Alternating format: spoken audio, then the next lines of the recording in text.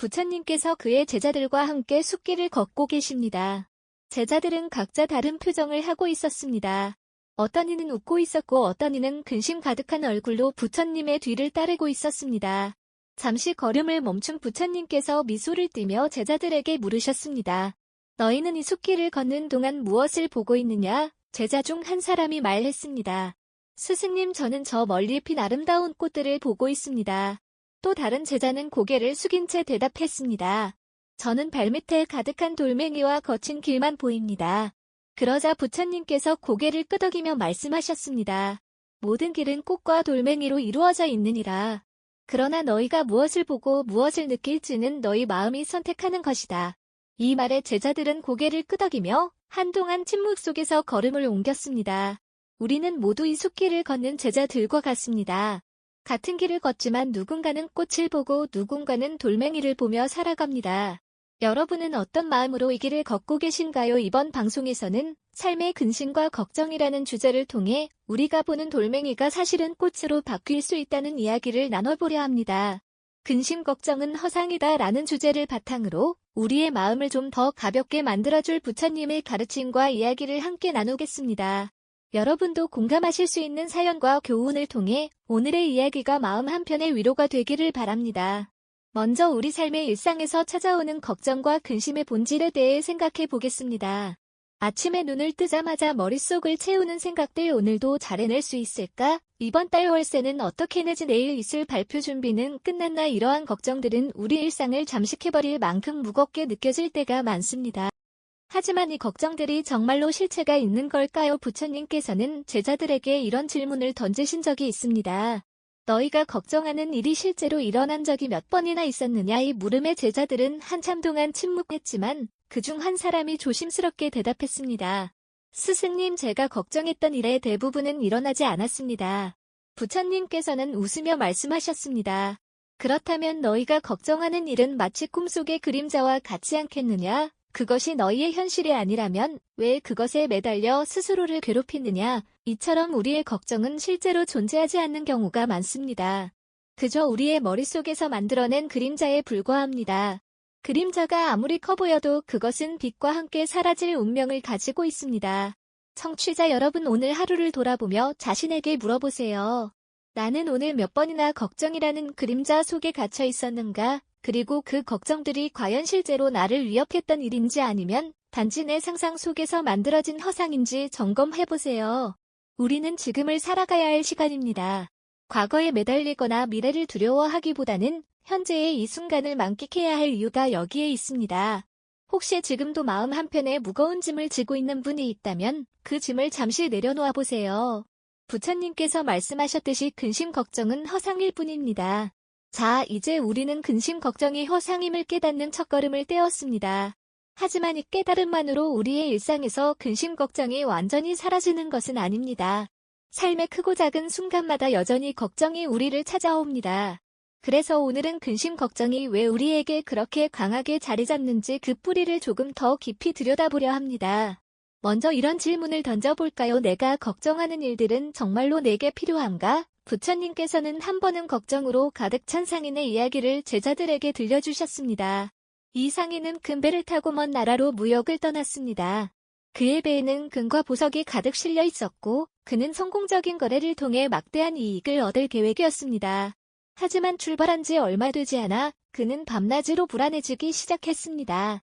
만약 이 배가 침몰한다면, 도둑이 보물을 훔쳐간다면 그는 매일매일 상상 속의 불행으로 괴로워하며 잠을 이루지 못했습니다. 그는 자신이 얻으려던 이익을 생각하며 끊임없이 머릿속에서 계산하고 또 계산했습니다. 그러던 어느 날 그의 배가 폭풍우를 만나 크게 흔들렸습니다. 그 순간 그는 모든 것을 놓아버리고 말했습니다. 이 배와 함께 보물이 침몰하더라도 내 목숨만은 구해야겠다. 결국 그는 배를 버리고 가까스로 목숨을 구할 수 있었습니다. 그는 고향으로 돌아와 빈손이 되었지만 그제야 비로소 평온함을 되찾을 수 있었습니다. 부처님께서는 이 이야기를 들려주신 후 이렇게 말씀하셨습니다. 무언가를 얻고자 하는 집착은 그것을 잃을까 두려운 근심을 동반한다. 그러니 무엇을 소유하고자 하는 마음을 줄이면 걱정도 함께 사라질 것이다. 여러분도 이런 경험이 있지 않으신가요? 새로 산 비싼 물건이 긁힐까봐 마음을 졸이거나 어렵게 얻은 자리를 잃을까 두려워하는 순간들 말입니다. 이처럼 우리의 근심 걱정은 대부분 집착에서 비롯됩니다. 그 집착은 눈에 보이는 물건뿐만 아니라 명예관계 그리고 우리의 자아에까지 뻗어 있습니다. 하지만 그 집착이 정말로 우리에게 필요한 것인지 한 번쯤 스스로에게 물어봐야 합니다. 다음으로 부처님께서 설하신 또 다른 이야기를 소개하고 싶습니다. 한 제자가 부처님께 물었습니다. 스승님, 저는 어째서 항상 걱정이 떠나지 않는지 모르겠습니다. 마음을 비우려고 노력해도 자꾸만 걱정이 저를 찾아옵니다. 부처님께서는 미소를 지으며 그를 데리고 강가로 가셨습니다. 그리고 나뭇가지 하나를 꺾어 제자에게 건네셨습니다. 이 나뭇가지를 강물 위에 띄워보아라. 제자는 부처님의 말씀대로 나뭇가지를 물 위에 띄웠습니다. 그러자 나뭇가지는 강물 위에 떠내려 가기 시작했습니다. 부처님께서 물으셨습니다. 저 나뭇가지는 지금 어디로 가고 있느냐? 제자는 대답했습니다. 물이 흐르는 대로 떠내려가고 있습니다. 부처님께서는 고개를 끄덕이며 말씀하셨습니다. 마음의 근심 걱정도 저 나뭇가지와 같으니라. 너는 그것을 붙잡고 싶어 하지만 사실 그것은 내 손을 떠나 이미 흘러가고 있는 것이다. 그러니 내가 할 일은 단지 그것을 흘려보내는 것이니라. 우리가 걱정에 사로잡히는 이유 중 하나는 그것을 붙잡고 놓지 않으려는 마음 때문입니다. 우리는 걱정을 붙잡음으로써 어떤 해결책을 찾을 수 있다고 믿습니다. 그러나 실상은 그렇지 않습니다. 걱정을 붙잡고 있는 동안 우리는 오히려 현재의 행복과 평안을 놓치고 있을 뿐입니다. 청취자 여러분, 지금 여러분을 괴롭히는 걱정 하나를 떠올려 보세요. 그리고 상상해 보세요. 그 걱정이 강물 위에 떠 있는 나뭇가지라고. 그것이 여러분의 손을 떠나 멀리 흘러가도록 마음속에서 놓아보세요. 여러분의 마음이 조금이라도 가벼워지셨나요? 다음 시간에는 근심 걱정을 흘려보낸 후 비워진 마음에 무엇을 채워야 하는지 이야기 나누겠습니다. 삶은 흘러가는 강물과도 같습니다. 그 강물을 거스르지 않고 그저 흘러가는 대로 따라가는 법을 배워봅시다. 근심 걱정을 흘려보내고 마음을 비우는 법에 대해 이야기를 나누었습니다. 하지만 비워진 마음을 그대로 두는 것은 또 다른 문제를 불러올 수 있습니다. 왜냐하면 마음은 빈 공간을 싫어하기 때문입니다.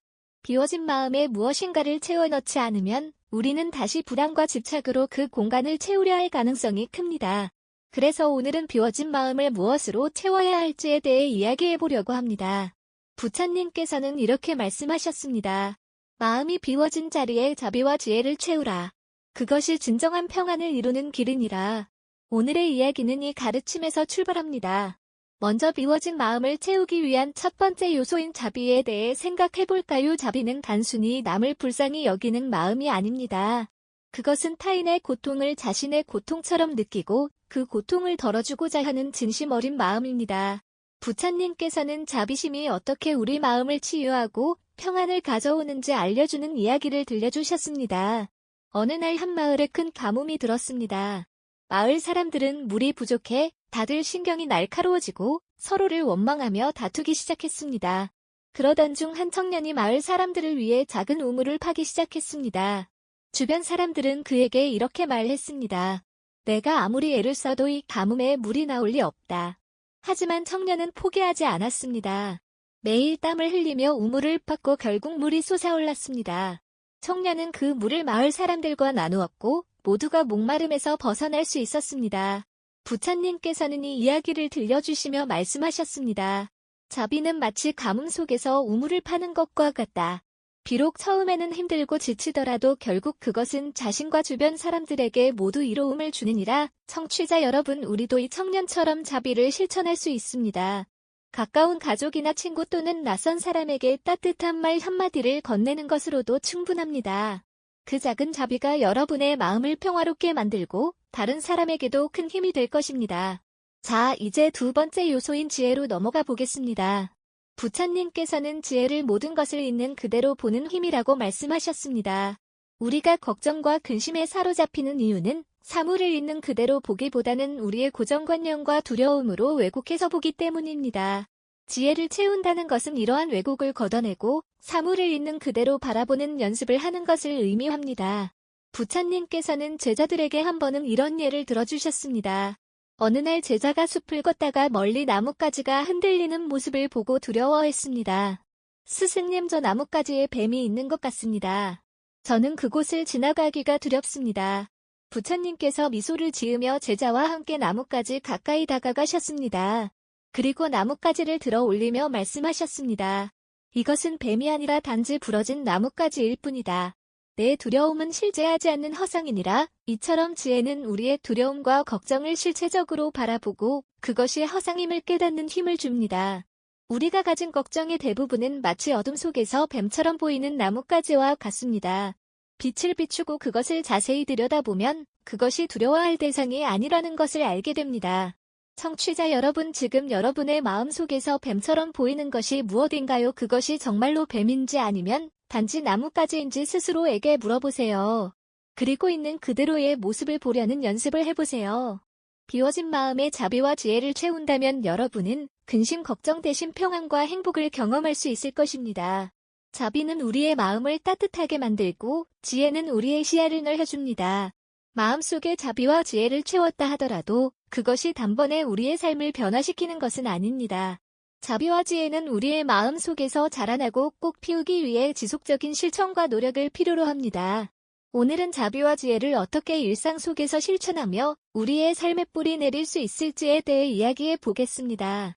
부처님께서는 항상 실천의 중요성을 강조하셨습니다. 말로만 1000마디를 외우는 것보다 한 가지를 실천하는 것이 더 크니라. 이 말씀은 우리가 자비와 지혜를 단순히 마음속에 품는 것에 그치지 말고 행동으로 옮길 것을 권유합니다. 자비와 지혜는 작은 실천에서 시작됩니다. 그 첫 번째는 바로 관용입니다. 관용이란 다른 사람의 부족함이나 실수를 이해하고 용서하는 마음입니다. 부처님께서 제자들에게 들려주신 한 노부부의 이야기가 떠오릅니다. 어느 날 한 노부부가 부처님을 찾아왔습니다. 그들은 자주 다투며 서로에게 상처를 주고 있다고 고백했습니다. 부처님께서 미소를 지으며 물으셨습니다.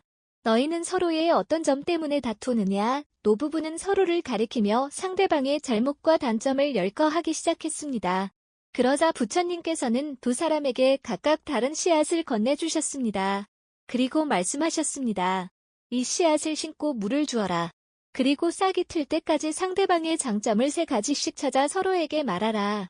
노부부는 반신반의하면서도 부처님의 말씀을 따르기로 했습니다. 날마다 서로의 장점을 찾아 말하는 동안 그들의 마음속에서 관용과 자비가 자라나기 시작했습니다. 싹이 트던 날 두 사람은 더 이상 다투지 않게 되었다고 합니다. 이 이야기는 우리의 일상에서도 그대로 적용될 수 있습니다. 가족, 친구, 동료 그리고 낯선 사람들까지 그들의 단점에 초점을 맞추기보다 장점을 발견하고 말로 표현해보세요. 그 작은 노력이 우리 삶을 얼마나 따뜻하게 만드는지 경험하게 될 것입니다. 두 번째 실천 방법은 경청입니다. 경청은 자비와 지혜를 행동으로 옮기는 가장 쉬우면서도 강력한 방법입니다. 부처님께서도 늘 제자들의 말을 귀 기울여 들으셨습니다. 어느 날 한 젊은 제자가 부처님을 찾아와 고백했습니다. 스승님, 저는 요즘 자꾸 다른 사람들에게 화를 내고 맙니다. 저도 그게 옳지 않다는 걸 알지만 멈출 수가 없습니다. 부처님께서는 아무 말씀 없이 그의 이야기를 끝까지 들으셨습니다. 그리고 고개를 끄덕이며 말씀하셨습니다. 화를 내는 것은 마음속에 고통이 있다는 신호니라. 그 고통이 무엇인지 스스로에게 묻고 그것을 들여다보아라. 그 제자는 부처님의 경청을 통해 스스로의 마음을 깊이 들여다볼 수 있는 용기를 얻었다고 합니다. 우리 주변에도 이런 고통을 안고 있는 사람들이 많습니다.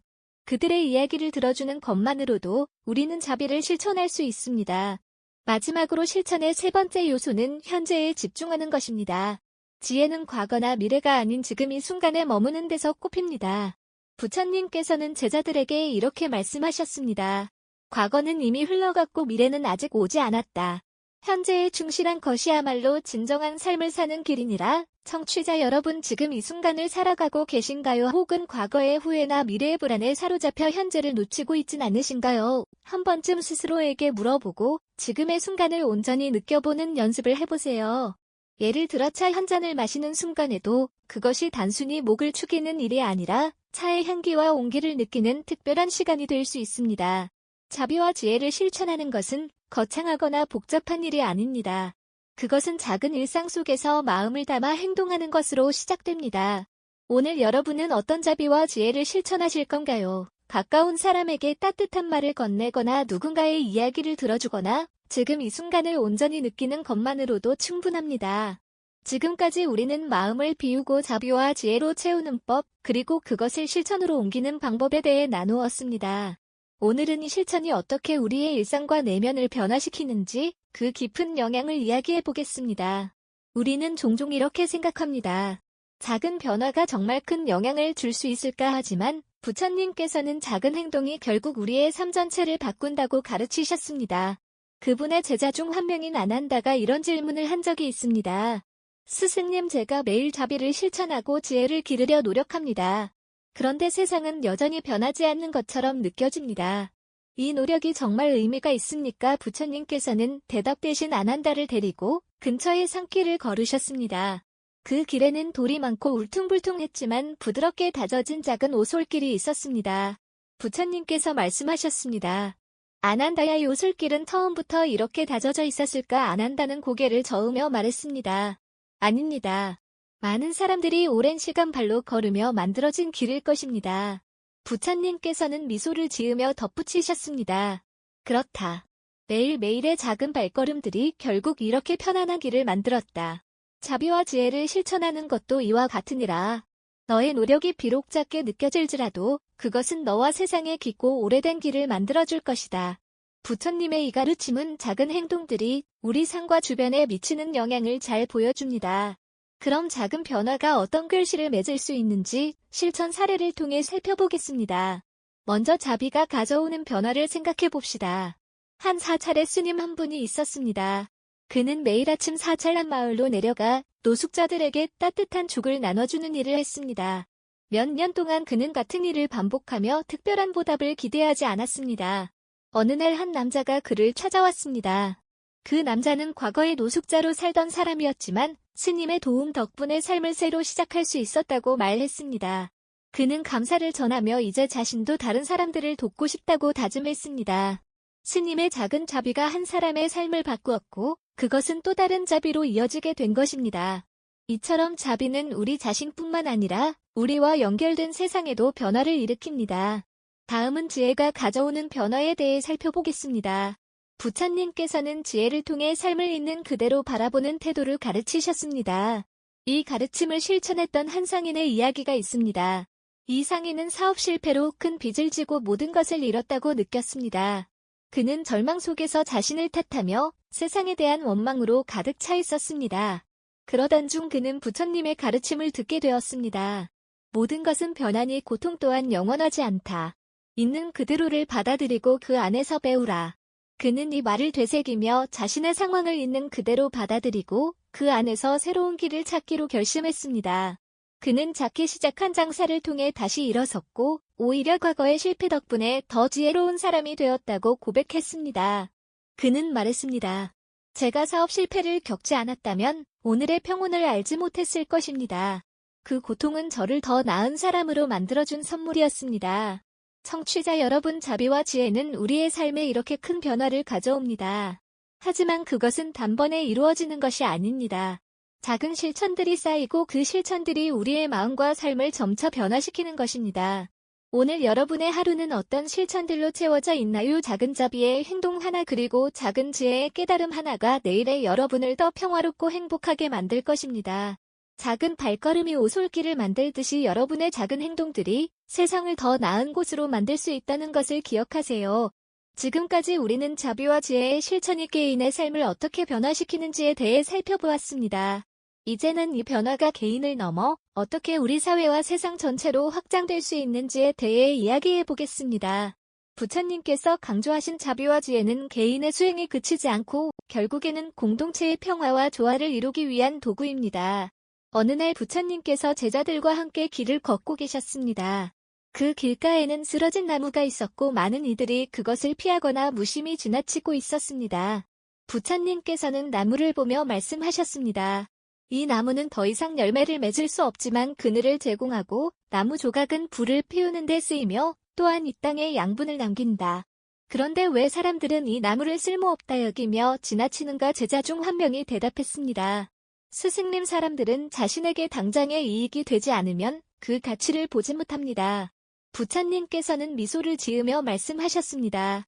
사람은 이익으로만 살아가는 것이 아니니라 모든 존재가 서로 연결되어 있음을 깨닫고 그 연결 속에서 주고받는 마음이야 말로 참된 평화의 시작이니라. 부처님의 이 가르침은 우리에게 중요한 통찰을 줍니다. 개인의 자비와 지혜는 결국 우리의 관계와 공동체 그리고 더 나아가 세상에 영향을 미칩니다. 우리가 일상에서 실천하는 작은 자비가 어떻게 세상의 파장을 일으킬 수 있는지 그 사례를 살펴봅시다. 어느 시골 마을에 가난하지만 마음이 넉넉한 한 노파가 있었습니다. 그녀는 매일 자신이 가진 작은 밭에서 농작물을 가꾸고 그 일부를 마을 사람들과 나누었습니다. 노파의 이러한 행동은 단순히 나눔을 넘어서 마을 사람들 사이에 신뢰와 연대를 만들어냈습니다. 어느 해 큰 홍수가 마을을 덮쳐 모두가 어려움에 처했을 때 노파를 돕기 위해 마을 사람들이 하나 둘씩 나섰습니다. 그들은 함께 집을 재건하고 농작물을 나누며 어려운 시기를 극복했습니다. 노파의 작은 나눔이 마을 전체를 하나로 묶고 공동체의 생존을 가능하게 했던 것입니다. 이 이야기에서 알 수 있듯이 자비는 개인의 덕목을 넘어 세상을 더 나은 곳으로 만드는 힘이 있습니다. 지혜 역시 마찬가지입니다. 지혜는 우리를 이기심에서 벗어나게 하고 세상의 다양한 관점을 이해하게 해줍니다. 이는 갈등을 줄이고 평화를 이루는 데 중요한 역할을 합니다. 부처님 당시 한 작은 왕국에서 두 부족이 한강을 두고 갈등을 벌이고 있었습니다.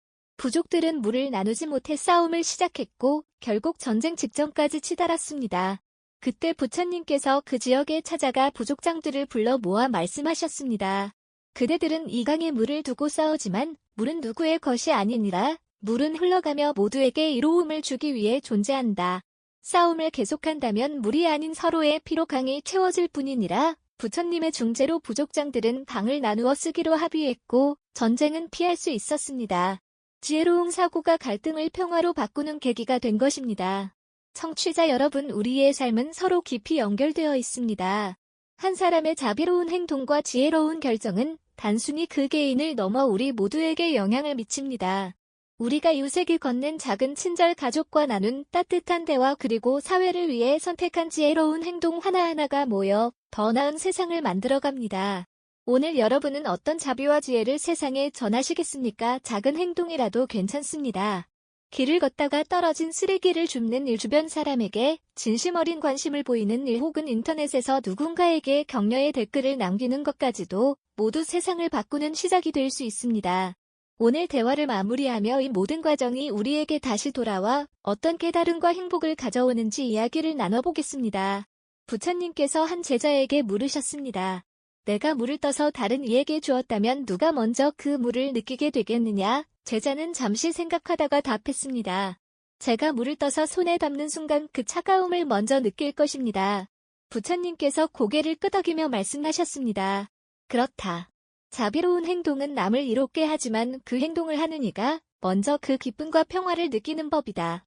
이것이 자비의 법칙이니라. 이 말은 자비와 지혜를 실천하는 삶이 결국 자신에게도 큰 행복과 깨달음을 가져다 준다는 것을 잘 보여줍니다. 우리는 종종 착한 일을 하면 손해를 본다는 생각을 하곤 합니다.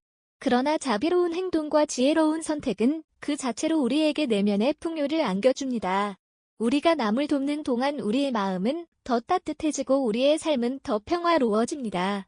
작은 실천을 반복하며 쌓인 자비와 지혜는 결국 우리의 내면을 비옥하게 만들어주는 양분과도 같습니다. 어느 시골 마을에 부지런한 농부가 있었습니다. 그는 매일 아침 일찍 일어나 논밭을 돌보고 이웃들에게도 종종 도움의 손길을 내밀었습니다.